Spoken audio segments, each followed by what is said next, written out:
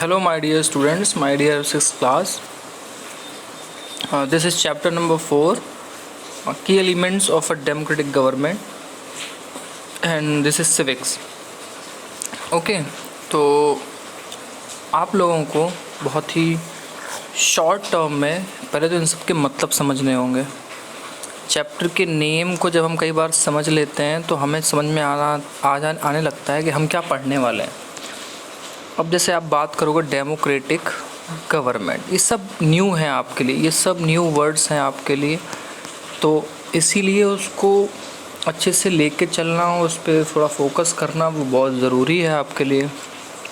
देखिए डेमोक्रेटिक क्या होता है बेटा, अगर आप इंडिया में रह रहे हैं तो इंडिया एक डेमोक्रेटिक कंट्री है और यहाँ जो गवर्नमेंट है वो डेमोक्रेटिक गवर्नमेंट होती है। ठीक, डेमोक्रेसी का मतलब होता है बेटा लोकतांत्रिक। ठीक, और लोकतांत्रिक वर्ड मिलके बना है लोकतंत्र से। अब लोक का मतलब बेटा होता है पीपल से, यानी कि एक ऐसा सिस्टम गवर्नमेंट का, एक ऐसी गवर्नमेंट जहाँ पे लोगों का पार्टिसिपेशन होता है, मतलब लोग हिस्सा लेते हैं उस चीज़ में, उसको आप डेमोक्रेटिक कहेंगे। जैसे बेटा आप वोट डालने जाते हैं तो आप किसी पर्सन को ही तो वोट देते हैं। ठीक, और जब गवर्नमेंट आप बनते हुए देखते हैं तो उसमें पर्सन ही तो होते हैं जिनको आप वोट देते हैं, वही गवर्नमेंट में होते हैं। वोट देने वाले भी पर्सन है, गवर्नमेंट को रन करने वाले भी पर्सन है। तो कहने का मतलब है system of people, system of people. और वो कौन सा है सिस्टम बेटा? डेमोक्रेटिक। हिंदी में क्या कहते हैं? लोकतंत्र,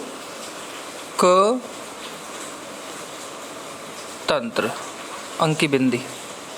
लोकतंत्र, तंत्र यानी सिस्टम, सिस्टम ऑफ पीपल, एक ऐसा सिस्टम जहाँ पे वोट भी बेटा लोग देते हैं और गवर्नमेंट भी लोग बनाते हैं, और हम लोग वोट भी इन पर्सन्स को ही देते हैं, और यही पर्सन फिर हमारे लिए गवर्नमेंट में बैठते हैं और वही गवर्नमेंट हमारे लिए लॉ बनाती है। ठीक, बहुत ही इंटरेस्टिंग है। तो सिंपल सी बात है, चाहे गवर्नमेंट की बात हो, चाहे पीपल की बात हो, ठीक, चाहे वोट की बात हो, वोट पीपल को ही देते हैं, पीपल गवर्नमेंट चलाते हैं, और गवर्नमेंट भी पीपल से ही चलती है। हर चीज़ में सबसे इम्पोर्टेंट जो रोल है स्टूडेंट, सबसे ज़्यादा रोल है वो किसका है? पीपल का। वो कहते हैं लोकतंत्र।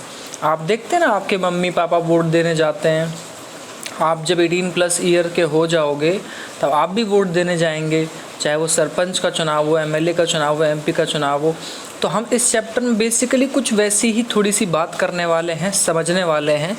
और डेमोक्रेटिक गवर्नमेंट के कुछ की एलिमेंट्स का मतलब हो गया बच्चों कि कुछ इम्पॉर्टेंट उसमें तत्व क्या होते हैं, उसके अंदर की चीज़ें ऐसी क्या हैं जो बड़ी इम्पॉर्टेंट होती हैं लेकिन डेमोक्रेटिक गवर्नमेंट की होनी चाहिए, हम उनके बारे में थोड़ा डिस्कस करेंगे। ठीक, चलिए ध्यान देते हैं। In this chapter you will read about some of the key elements that influence on the working of a democratic government. हम उन ज़रूरी चीज़ों के बारे में बात करेंगे जो इन्फ्लुएंस, असर डालती हैं डेमोक्रेटिक गवर्नमेंट के वर्क पे।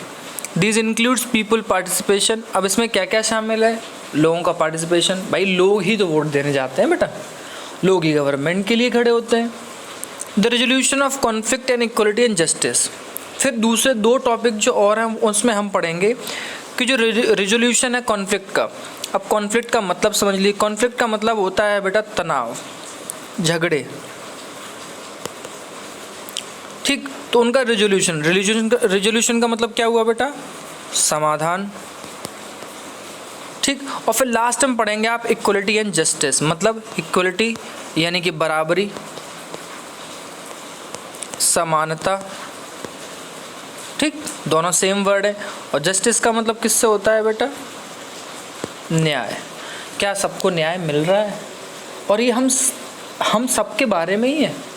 क्या हम सब बराबरी से और समानता से जी रहे हैं? क्या हमको न्याय मिल रहा है?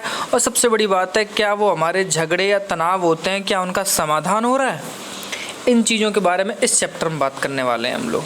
ठीक है, ये दुनिया में एक अपना एक इम्पॉर्टेंट रोल प्ले करती है डेमोक्रेसी। इसमें साउथ अफ्रीका का और इंडिया का एक एग्जाम्पल लेके आपको समझाने की कोशिश की गई है, तो ज़रा देखें तो आप हम लोग इसको यहाँ से पढ़ना स्टार्ट करते हैं बच्चों। देखिए, South Africa is a country that is people of several races. बेटा साउथ अफ्रीका एक ऐसा कंट्री है जहाँ कई रेस का मतलब है कि आप इसको ऐसे समझ लें कि वहाँ अफ्रीकन लोग भी हैं, यूरोपियंस भी हैं, अमेरिकन्स भी हैं और कई जगह से गए हुए एशियन लोग भी हैं। तो वो रेसेस का मतलब हो गया डिफरेंट टाइप के नस्ल के लोग हैं, जिनमें आपको कलर वाइज भी डिफरेंस मिलेगा, है कि नहीं। आप साउथ अफ्रीका की क्रिकेट टीम देखते होंगे तो आपको फ़र्क नज़र आता होगा कि कुछ लोग का कलर थोड़ा ब्राउन या ब्लैक है और कुछ लोग एकदम वाइटिश हैं। तो वो उस तरह की बात हो रही है कि डिफरेंट रेसेस के लोग हैं बेटा। There are black people who belong to South Africa. वहाँ बेटा अश्वेत लोग भी हैं जो थोड़ा सा काले कलर के होते हैं, वो साउथ अफ्रीका को बिलोंग करते हैं। वाइट्स हैं जो यहाँ आए हैं और सेटल हो गए, और इंडियंस भी हैं जो लेबर और ट्रेडर की तरह यहाँ आए थे। ठीक, इसे आप आगे पढ़ेंगे कि वो लेबर की तरह वहाँ क्यों पहुँचे, कैसे गए, कौन ले गया। आगे देखते हैं, यहाँ पे ना एक छोटी सी स्टोरी दी है। ये तो मैं नहीं पढ़ूंगा आपको, क्योंकि ये स्टोरियाँ आपकी छोटी छोटी जो होती हैं ये आप खुद रीड करें। ये जो कहानी छोटी छोटी सी दी गई हैं इनको आप खुद रीड करेंगे बच्चों, क्योंकि इसके अंदर जो छोटी छोटी चीज़ें आएंगी वो चैप्टर में शामिल की गई हैं।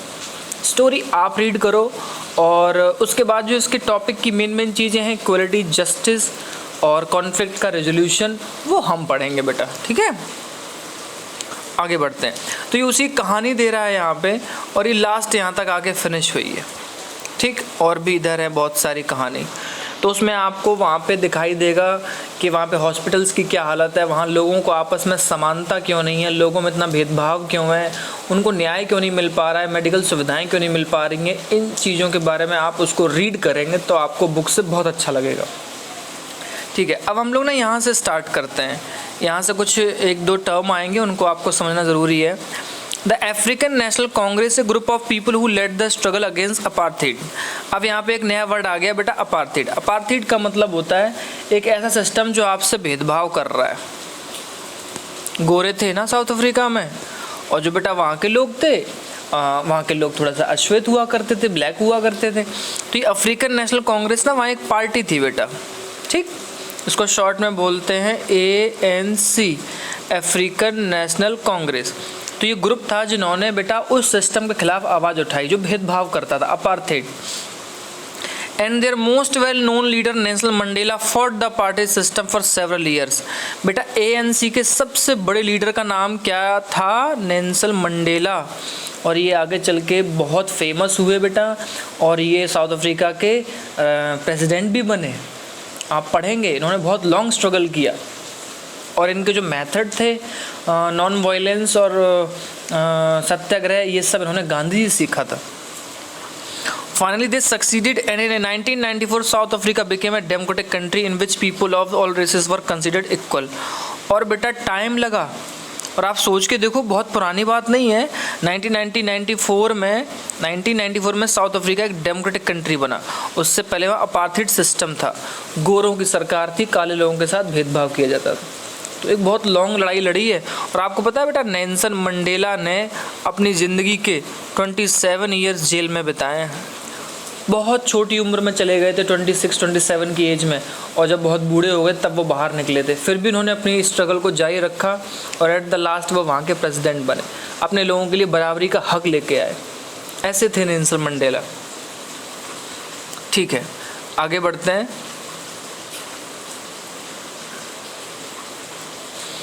Let us now try to understand what a democratic government means to us, all of us.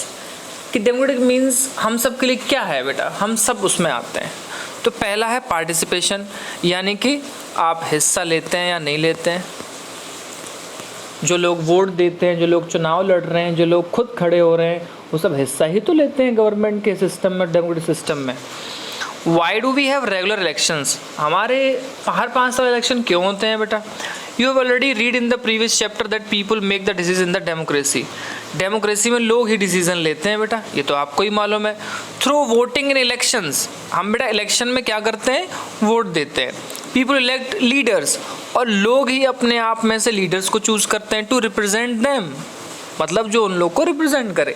जैसे आपके यहाँ का सरपंच है, आपके यहाँ का एमएलए है, वो आपके पूरे शहर के लिए, गांव के लिए ही तो बेटा रिप्रेजेंटेटिव है, आपने उसको चुन के ही तो आगे बढ़ा दिया है। वही These representation take decisions on behalf of the people। अच्छा, यही जो रिप्रेजेंटेशन है ना, ये रिप्रेजेंटेटिव्स हैं हमारे, ये हमारे बेस पे हमारे लिए फैसले लेते हैं। बिहाफ ऑफ पीपल, ये लोगों के बिहाफ पे डिसीजन लेते हैं। In doing so it is assume that they will keep in mind the voices and interest of people. अच्छा, ऐसा करते हुए माना जाता है कि वो अपने दिमाग में ये बात रखें कि लोगों की आवाज़ और लोगों के जो इंटरेस्ट हैं वो क्या हैं, उसके बाद वो कोई डिसीज़न ले। चाहे वो कोई भी लॉ आए, चाहे कानून कोई बने कंट्री में, एजुकेशन को लेके, व्हीकल को लेके, ड्राइविंग लाइसेंस को लेके, है ना, बहुत सारे लॉ है। तो वो लोगों के लिए डिसीज़न लेने वाले कौन होते हैं बेटा? गवर्नमेंट होती है। ठीक है। All governments are elected for fixed period. ये तो बेटा हम सबको पता है कि हमारे यहाँ हर 5 साल के लिए गवर्नमेंट सिर्फ चुनी जाती है। In India this period is 5 years। Once elected, एक बार अगर वो चुन लिए गए, government can stay in power only for that period. तो बेटा जो गवर्नमेंट होती है ना, वो उतने ही टाइम के लिए, हालांकि हमारे यहाँ पीरियड 5 years का ही है, कई कंट्रीज़ में 4 years का भी होता है, कई जगह 6 का भी होता है। उतने ही टाइम पीरियड के लिए वो पावर में रह सकती है। आफ्टर दैट अगेन उसको इलेक्शन में आना पड़ेगा और चुनाव लड़ना पड़ेगा। If they want to continue to be in power, then they have to be re-elected by the people। अगर उन्हें लगता है कि उन्हें दोबारा से पावर में आना है तो दोबारा से लोग उन्हें चुन के भेजें। This is a moment when people can sense their power and democracy. और यही वो मौका होता है जब लोग अपनी पावर को डेमोक्रेसी में समझते हैं। क्यों? क्योंकि आपको लगता है कि ये 5 साल बाद इस पर्सन ने अच्छा काम नहीं किया है, ये हमारे लिए अच्छा नहीं कर रहा है, तो हम उसको वोट नहीं देंगे। यानी कि वो हमारी ताकत है कि हम उसको दोबारा से इलेक्ट करें या नहीं करें। In this way the power of the government gets limited by regular elections. और इस तरह से आप देखते हैं गवर्नमेंट की जो पावर होती है वो लिमिटेड हो जाती है। क्यों? क्योंकि 5 साल के बाद तो दोबारा पावर में आना है, तो लोगों का साथ चाहिए, लोगों की बात सुननी होगी, लोगों के लिए काम करना होगा, और ये बहुत ज़रूरी है। ठीक है, तो ये यहाँ पे अखबार की ना बहुत सारी कटिंग्स हैं बेटा, आप देख सकते हैं यहाँ पे कि बाढ़ के लिए गवर्नमेंट ने कंपनसेशन दिया, बैन पोस्टर्स, और गांव में सूखा पड़ गया है, यहाँ पे लाइन लगी हुई है पानी के लिए। तो ये बहुत सारी चीज़ें हैं जो कहती हैं कि अखबारों में क्या क्या आता है, किस तरह की परेशानियाँ लोगों को हो रही हैं, वो आती हैं। ठीक, अब थोड़ा सा आगे बढ़ते हैं। इस पर लिखा है अदर वेज ऑफ पार्टिसिपेटिंग। हम और किस तरह से गवर्नमेंट के हिस्से में अपना योगदान निभा सकते हैं, ज़रा देखें तो। Elections are usually held once in a 5 years। आप सबको पता है इलेक्शन हर 5 साल बाद होते हैं। Besides voting there are other ways of participating in the process of government. सिर्फ वोटिंग ही देना आपकी हिस्सेदारी में नहीं है, आप और भी बहुत कुछ कर सकते हैं। People participate by taking interest in the working of the government and by criticising is when required. लोगों को क्या करना चाहिए, गवर्नमेंट क्या वर्क कर रही है उसमें इंटरेस्ट लेना चाहिए, किस तरह से सरकार काम कर रही है, और आलोचना करनी चाहिए, क्रिटिसाइज़ करना चाहिए जब भी ज़रूरत पड़े। क्योंकि अगर लीडर्स को अगर आप इन बात का एहसास नहीं दिलाओगे तो कहीं ना कहीं लीडर्स बिल्कुल अपने में खो के अपना काम करेंगे, वो आपकी नहीं सुनेंगे।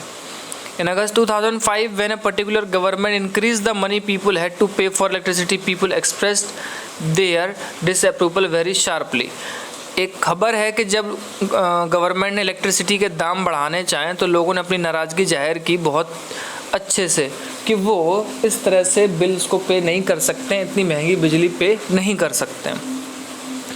They took out rallies and also organized a signature campaign।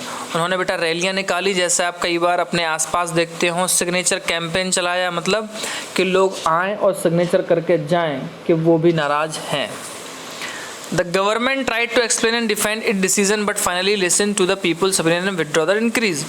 अच्छा, गवर्नमेंट क्या करती है, अपने तरीके से एक्सप्लेनेशन देना चाहती है, अपनी बात को रखती है, लेकिन हुआ क्या, उन्हें लिसन, लोगों की जो राय थी उसे सुनना पड़ा, और जो इंक्रीज़ हुआ था बिजली के बिल्स को उन्हें विड्रॉ करना पड़ा, यानी कि उनको वापस लेना पड़ा अपना फैसला कि वो बिजली के बिल अभी नहीं बढ़ाएंगे।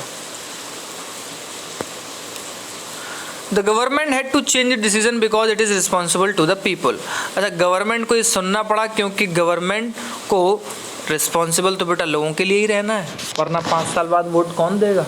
अगर आप लोगों की बात सुनना नहीं चाहेंगे तो फिर वो आपको भुगतना पड़ेगा। जो लीडर्स हैं उनको हर 5 साल बाद जो जनता है वो बाहर कर देगी। ये आम जनता की पावर होती है बेटा, ये पार्टिसिपेशन है, ठीक है। और भी बहुत सारी चीज़ें हैं कि जब लोग नाराज़ हों तो वो अपने तरीक़ों को और अपने व्यूज़ को रख सकते हैं और गवर्नमेंट को समझाएं कि वो भी एक्शन ले सकते हैं, जैसे धरना देते हैं, रैली निकालते हैं, हड़ताल करते हैं, सिग्नेचर कैंपेन चलाते हैं। और things that are unfair and unjust, जो चीज़ बहुत गलत हैं, सही नहीं है, उनको भी सामने लाया जाता है। न्यूज़पेपर्स, मैगज़ीन के जरिए, टीवी के जरिए ये भी अपना एक रोल प्ले करते हैं गवर्नमेंट के इश्यूज़ को और रिस्पॉन्सिबिलिटी को। ये चीज़ सबसे इम्पोर्टेंट है, ठीक है। अब आप देख सकते हैं कि लोग इस तरह से नारेबाजी करते हैं, सड़कों पे आते हैं, ये चीज़ें आप टाइम टू टाइम देखते ही होंगे।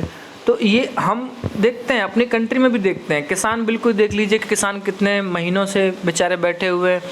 अगर देश के लोग अलर्ट हैं और इंटरेस्टेड हैं कि कंट्री कैसे रन की जाए, तो जो डेमोक्रेटिक करैक्टर होता है गवर्नमेंट का, वो बहुत स्ट्रॉन्गर होता है।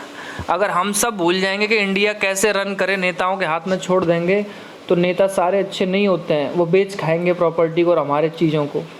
आपको इसके लिए आगे लड़ना होगा, आगे आना होगा और अपने हितों के लिए आवाज़ उठानी पड़ेगी, और ये बहुत ज़रूरी है।